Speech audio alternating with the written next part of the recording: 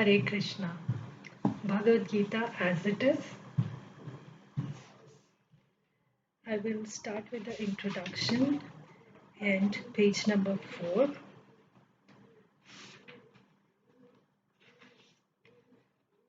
That is very elaborate subject matter, but it can be briefly stated that a devotee is in a relationship with the Supreme Personality of Godhead in one of the 5 different ways. Here, just to give a context to what we discussed in the last video, Srila Prabhupada says that one can be in a direct loving relationship with the Lord, and only then one can truly understand Bhagavad Gita. Or in other words, only a true devotee can understand Bhagavad Gita completely. And it's a very elaborate subject matter. The subject matter of bhakti or devotional service to the Lord is a very vast subject. But briefly, it can be stated that a devotee can be in the relationship with the Supreme Lord in one of the 5 different ways. And they are: 1.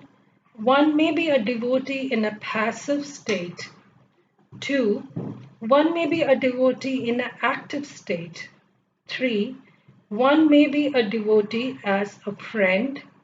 4. One may be a devotee as a parent. 5. One may be a devotee as a conjugal lover. Arjuna was in a relationship with the Lord as friend. Of course, there is a gulf of difference between this friendship and the friendship found in the material world. This is transcendental friendship which cannot be had by everyone. Of course, everyone has a particular relationship with the Lord, and that relationship is evoked by the perfection of devotional service. But in the present status of our life, not only have we forgotten the Supreme Lord, but we have forgotten our eternal relationship with the Lord. Every living being out of the many, many billions and trillions of living beings has a particular relationship with the Lord eternally. That is called Swarupa. By the process of devotional service, one can revive that Swarupa, and that stage is called Swarupa Siddhi, perfection of one's constitutional position. So Arjuna was a devotee and he was in touch with the Supreme Lord in friendship. How Arjuna accepted this Bhagavad Gita should be noted. His manner of acceptance is given in the 10th chapter, verse 12 to 14. Arjuna Uvacha Param Brahma Param Dhama Pavitram Paramam Bhavan Purusham Shashvatam Divyam Adidevam Ajam Vibhum Ahustvam Rishaya Sarve Devarishir Naradastatha Asito Devalo Vyasaha Swayam Chaiva Bravisi Sarvam etadritam manye yanmam vadasi Keshava nahi te bhagavan vyaktim vidur devanadhanava. Quote, Arjun said, "You are the Supreme Personality of Godhead, the ultimate abode, the purest, the absolute truth. You are the eternal, transcendental, original person, the unborn, the greatest.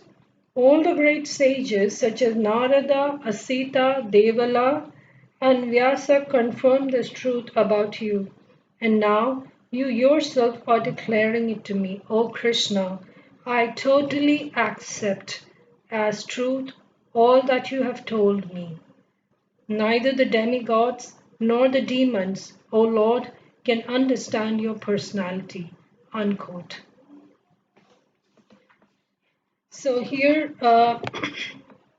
just the key points of introduction, page number 4, is that um, one, every living entity in this cosmos, there are millions and trillions of living entities, and by that I mean even the tiniest atoms, the bacteria, the virus, all the living entities, regardless of their shape, size, form, whatever, every living entity has a permanent, perpetual, eternal relationship with the Supreme Lord, and that is called as Swarupa.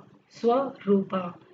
You and I, we also have a permanent relationship with the Lord, but we have forgotten that because we've got so entangled and enamored by this material world, we've forgotten our original relationship with the Lord.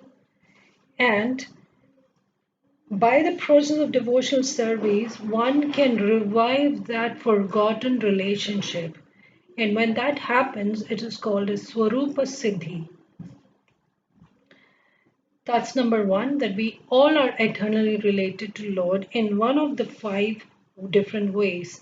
You could be related to the Lord in a passive state, or you could be related in an active state, or you could be related as a friend, as Arjuna was, or as a parent, as Nanda Baba and Yashoda Maya were related to Lord as a parent, or as a conjugal lover, which all the gopis were related to. So that's the first point of this page. And the second point is that um, how Arjuna has very explicitly accepted his subservient devotional position to the Lord. And he says so in the 10th chapter, verse number 12, 13, and 14, which I just recited. Arjuna said, I completely understand and agree with every single word that you said. And that should be the mood of our submission. We are not here to question or challenge Bhagavad Gita. We have to, firstly, you have to read Bhagavad Gita from the right source, which is Bhagavad Gita as it is, the book given to us by our founding Acharya, Srila Prabhupada.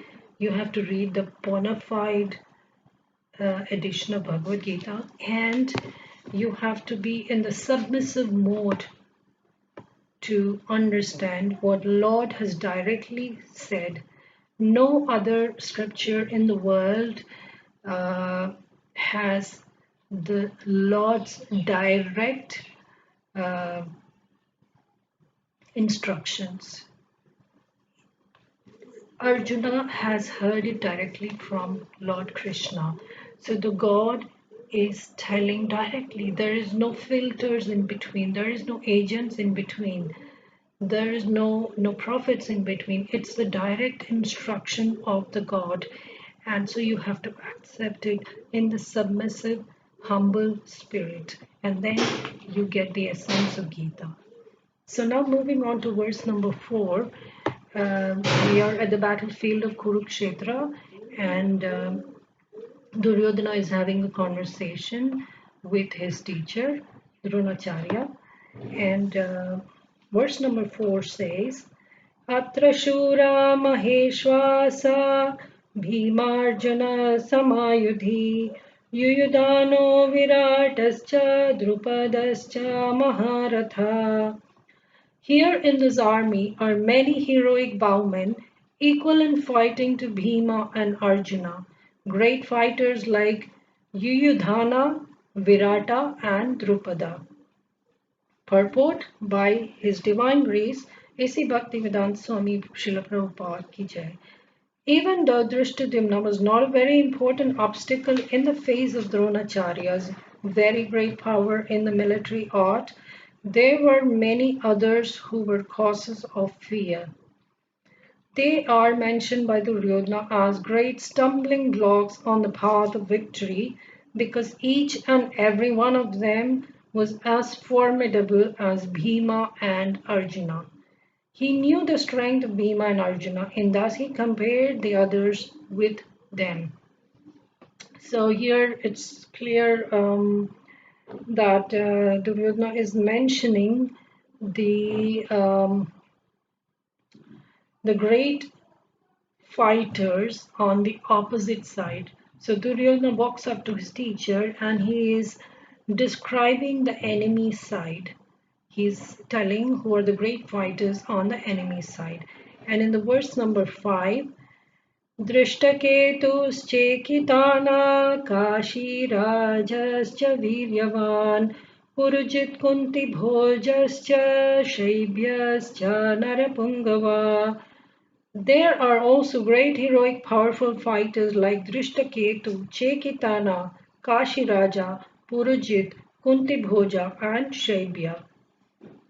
And the verse number 6, I will be doing multiple verses in today's episode because the purports are very small or non-existent. So I think I will do up to verse number 7. So this is going to be the verse number 6.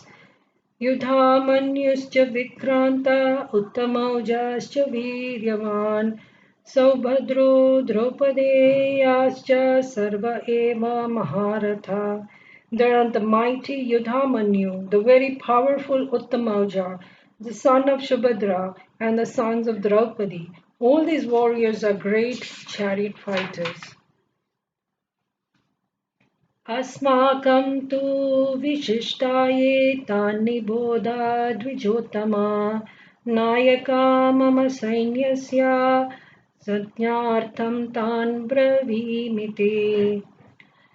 But for your information, O best of the Brahmanas, let me tell you about the captains who are especially qualified to lead my military force. So up to verse number 7, Duryodhana has described the warriors of the opposite side, the enemy side. So verse number 3, 4, 5, 6 and 7.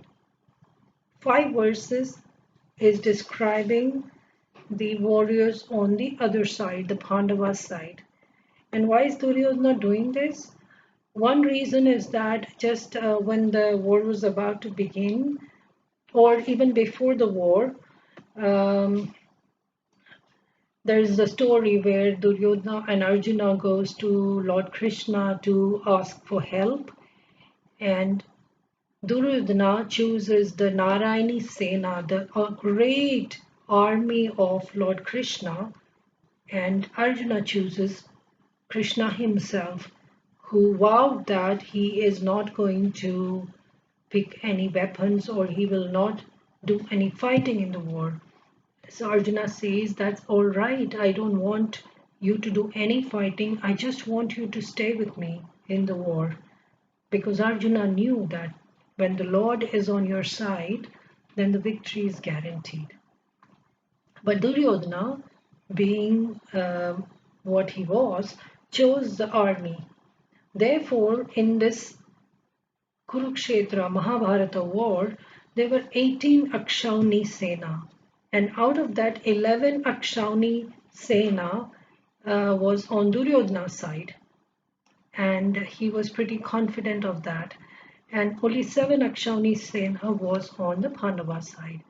And Duryodhana was confident because the Pandavas were on exile for a number of years, and he was thinking that probably they will not be able to put up a good fight. He was probably hoping for an easy victory. But before the battle began, when all the army was arrayed in the battlefield, Duryodhana saw that the Pandava side was quite well prepared. There were great fighters there, and they were arranged in a very efficient military formation. So Acharyas say that Duryodhana might have been a bit nervous seeing the power of the enemy side. So he goes up to his teacher and he is telling his teacher, the Dronacharya, who was a great warrior himself, look at the enemy side. These are the great warriors that we have to fight with. So one reason could be that he is making them alert that don't underestimate your enemy. They are quite well prepared and there are great warriors out there that we have to fight with. So that could be one reason why Duryodhana is naming all the great warriors on the enemy side. So we covered verse number 4, 5, 6, and 7. And in the next episode, we will do the other verses where Duryodhana is now praising or speaking about his own side. So that's all for today. I hope that you understood something. And please get a copy of Bhagavad Gita and read it every day. If you like the video, give a thumbs up and please subscribe to the channel and hit the bell icon for notification, and please feel free to share with others. The more we share knowledge, the more our knowledge grows. Hare Krishna. See you next time.